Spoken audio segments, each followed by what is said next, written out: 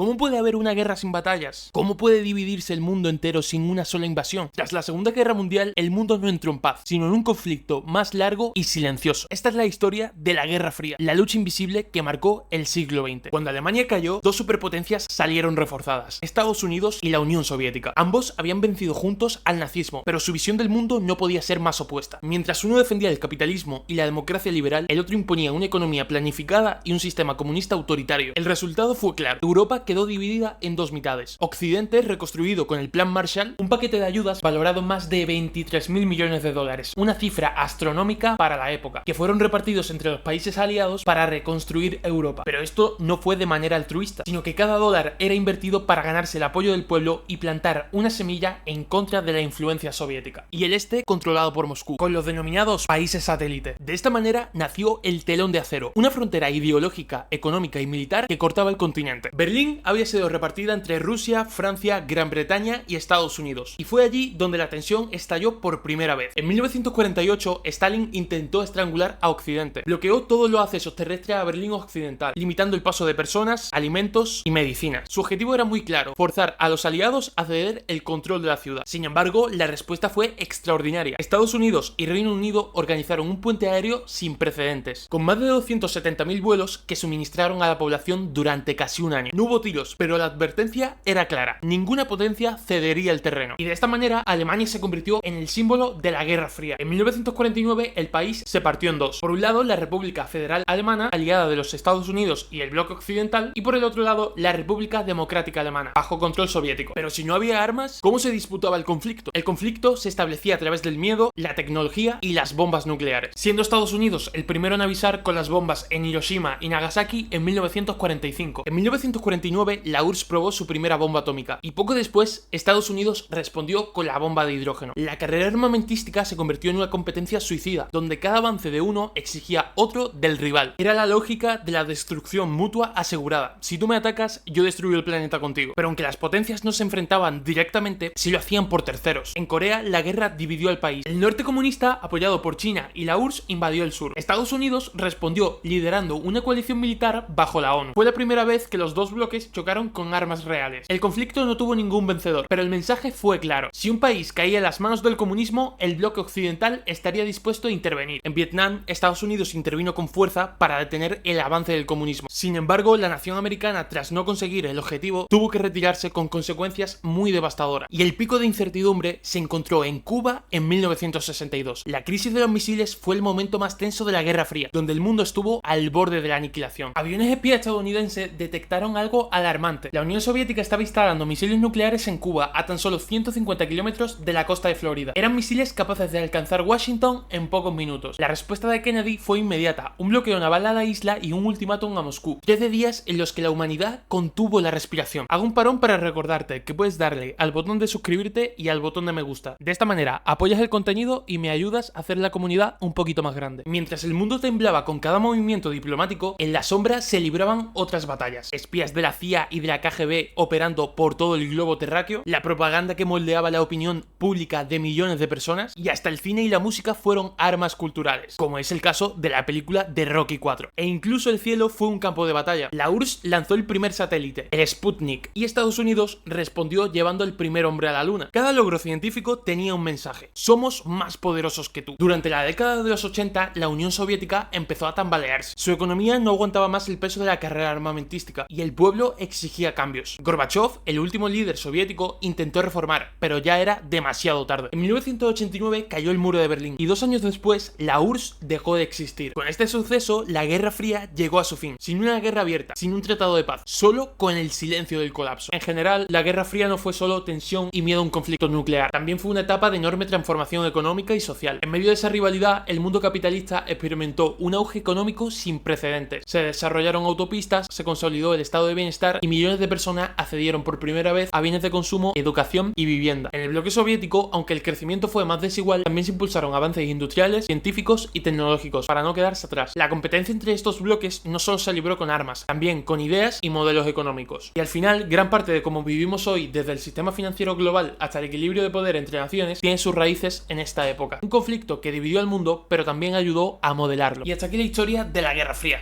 Espero que te haya gustado, que comentes qué te ha parecido y nos vemos en la próxima.